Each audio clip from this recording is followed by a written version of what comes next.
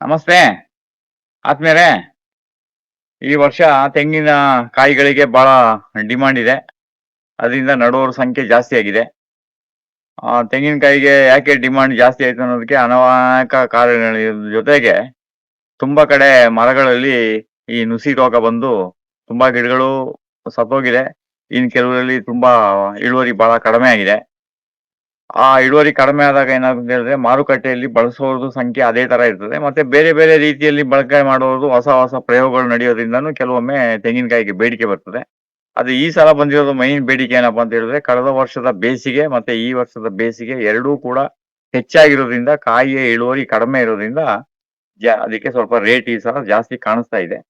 ಅದೇ ಈಗ ನಡುವರ ಸಂಖ್ಯೆನೂ ಜಾಸ್ತಿ ಆಗ್ತಾ ಇದೆ. ಈಗ ನೋಡಿ ತೆಂಗಿನ ಗಿಡದಲ್ಲಿ ಸಾಧಾರಣವಾಗಿ ನಿಮ್ಗೆ ಈ ರೀತಿ ತೆಂಗಿನ ಗಿಡದಲ್ಲಿ ಕಾಣುವಾಗ ಇಲ್ಲೆಲ್ಲ ನೋಡಿ ಈ ತರ ಎಲ್ಲ ನುಸಿ ರೋಗ ತರ ನಿಮ್ಗೆ ಕಾಣಿಸ್ತದೆ. ಇಲ್ಲೆಲ್ಲ ನೋಡಿ ಅದೆಲ್ಲ ನುಸಿ ರೋಗ ತರ ಇದೆ. ಈಗ ನೋಡಿ ಎಷ್ಟು ಕಾಯಿ ಆದ್ರೂ ಅದೆಲ್ಲ ಅಲ್ಲಲ್ಲೇ ನುಸಿ ತರ ಅಲ್ಲಿ ಕಾಣಿಸ್ತಾ ಇದೆ.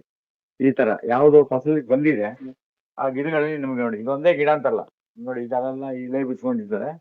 ಆಮೇಲೆ ಇಲ್ಲಿ ಈ ಕಡೆ ಸೈಡ್ನಲ್ಲೂ ನಿಮ್ಗೆ ಇಲ್ಲಿ ಕಾಯಿಗಳು ಕಾಣಿಸ್ತದೆ. ಅದು ನೋಡಿ ಈ ರೀತಿ ಕಾಯಿಗಳು ಈ ರೀತಿ ಎಲ್ಲ ಬಿಟ್ಕೊಂಡು ಎಲ್ಲ ಇಳೆ ಬಿಟ್ಕೊಂಡಿರ್ತದೆ. ಆಮೇಲೆ ಅಲ್ಲೆಲ್ಲ ನಿಮ್ಗೆ ಆ ನುಸಿ ರೋಗ ಸ್ವಾಭಾವಿಕವಾಗಿ ಎಲ್ಲಾ ಕಡೆ ಕಾಣಿಸ್ತದೆ. ಅದಕ್ಕೆ ಅನೇಕ ರೀತಿಯ ಪ್ರಯೋಗಗಳು ಈಗಾಗಲೇ ನಡೀತಾ ಇದೆ. ಆದ್ರೆ ನಮ್ಮ ನಾರಾಯಣ ರೆಡ್ಡಿ ಅವರು ಮಾಡಿದ ಒಂದು ಮೆಥಡ್ ಒಂದು ಏನಪ್ಪಾ ಅಂದ್ರೆ ಅವರು ಅನೇಕ ವರ್ಷದ ಒಂದು ಸಂಶೋಧನೆ ಮಾಡಿ ಅವ್ರು ಏನ್ ಹೇಳಿದ್ರೆ ಪಂಚಲೋಹದ ಕಡ್ಡಿಗಳನ್ನ ಈ ರೀತಿ ಪಂಚಲೋಹದ ಕಡ್ಡಿ ಹೀಗಿರ್ತದೆ.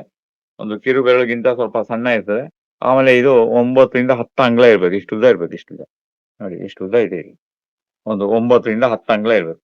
ಈ ಪಂಚಲೋಹದ ಕಡ್ಡಿಯನ್ನ ಏನ್ ಮಾಡ್ಬೇಕಂದ್ರೆ ನಾವು ಯಾವ ರೀತಿ ಹೊಡಿಬೇಕು ಅನ್ನೋದನ್ನ ನಾನು ನಿಮ್ಗೆ ಹೊಡೆದಿರೋದನ್ನ ನಿಮ್ಗೆ ಒಂದು ಗಿಡದಲ್ಲಿ ತೋರಿಸ್ತೀನಿ ಬನ್ನಿ.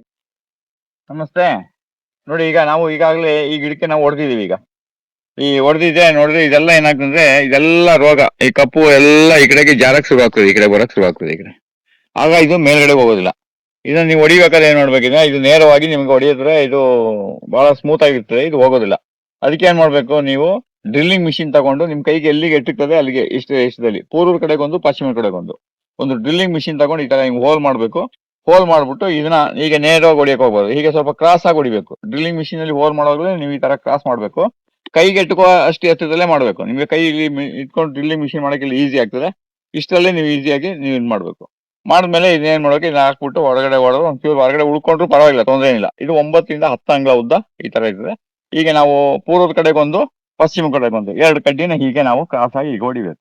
ಈಗ ಹೊಡೆದಾಗ ನಿಮ್ಗೆ ನೋಡಿ ಕಾಯಿಯಲ್ಲಿ ಕ್ರಮೇಣ ಒಂದ್ 2-3 ತಿಂಗಳಾದ್ಮೇಲೆ ನಿಮ್ಗೆ ಕಾಯಿಯಲ್ಲಿ ಯಾವುದೇ ನುಸಿ ಅಷ್ಟು ನಿಮ್ಗೆ ಇಲ್ಲಿ ಕಾಣಿಸೋದಿಲ್ಲ. ಆಮೇಲೆ ಇದ್ರ ಸುತ್ತ ನೀವು ಯಾವಾಗ್ಲೂ ಗರಿಯನ್ನ ಹಾಕಿರ್ಬೇಕು. ಆಮೇಲೆ ಇಲ್ಲಿ ಯಾವುದೇ ಗುದ್ಲಿ ತಗೊಂಡು ಅಗಿಯೋದಾಗ್ಲಿ ಮತ್ತೆ ಉಳೋದಾಗ್ಲಿ ಮಾಡಕ್ ಹೋಗ್ಬಾರ್ದು. ತೆಂಗಿನ ಗಿಡ ಸುತ್ತ ಯಾವಾಗ್ಲೂ ಅಷ್ಟೇ ಒಂದು 6 ಅಡಿ ಸುತ್ತ ಏನು ನೀವು ಮಾಡಕ್ ಹೋಗ್ಬಾರ್ದು. ಹಾಗೆ ಬಿಟ್ಬಿಡ್ಬೇಕು. ಅದಕ್ಕೆಲ್ಲ ಮಲ್ಚಿಂಗ್ ಎಲ್ಲ ಮಾಡ್ಕೊಂಡಿದ್ರೆ ನಿಮ್ಗೆ ಒಂದು ಅದ್ಭುತವಾದ ಒಂದು ಇಳುವರಿ ಬರ್ತದೆ. ಈ ಪಂಚಲೋಹದ ಕಡ್ಡಿಯನ್ನ ನಿಮ್ಗೆ ಚಿನ್ನ ಬೆಳ್ಳಿ ಕೆಲಸ ಮಾಡೋರಿಗೆ ಹೇಳ್ಬೇಕು ನೀವು ನಮ್ಗೆ ಪಂಚಲೋಹದ ಕಡ್ಡಿ ಮಾಡ್ಕೊಡಿ, ಕಂಚ್ ಹಾಕ್ಬೇಡಿ ಅಂತ ಹೇಳ್ಬೇಕು ಅವ್ರಿಗೆ.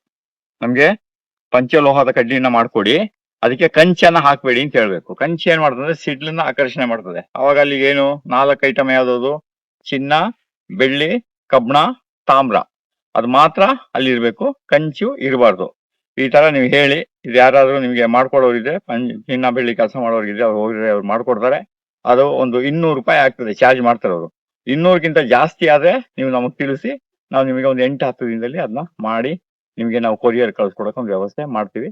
ನಮಸ್ಕಾರ.